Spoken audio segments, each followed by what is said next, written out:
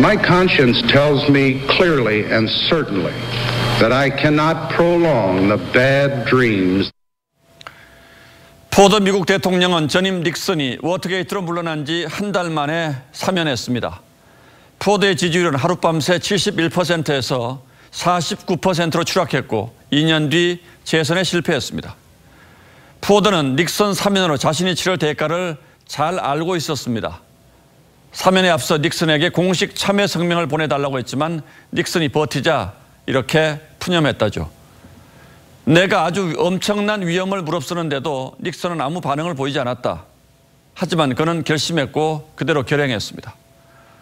포드의 용기로 미국은 대통령이 재임 중 사건으로 기소된 적이 없는 국가로 남았습니다.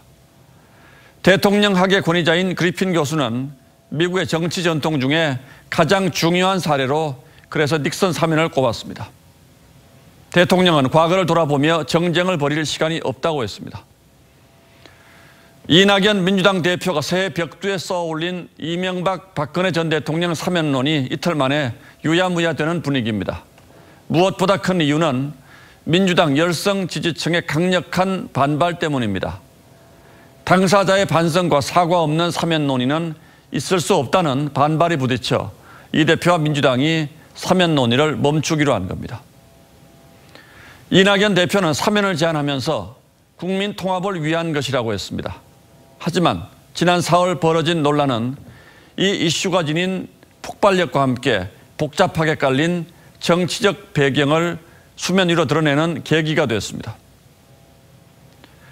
야당은 사면을 긍정적으로 받아들이면서도 서울, 부산 보궐선거를 앞두고 야권 분열을 노린다거나 여론 떠보기라는 반응을 보였습니다. 여권에서는 대체로 시기와 내용에서 적절치 않다는 반응이 많습니다. 어떤 지지자는 대선 때 써야 할 사면 카드를 이 대표가 써먹고 있다고 했습니다. 정치적 계산이 어떻든 이제는 8순과 7순에 접어든 두 전직 대통령이 길게는 4년 가까이 갇혀있는 현실을 진지하게 돌아볼 때가 됐습니다.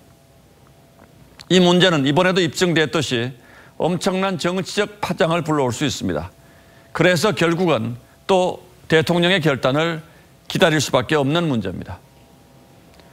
두 전직 대통령을 감옥으로 보낸 것도 풀어주는 것도 어쩌면 피할 수 없는 대통령의 운명일 겁니다.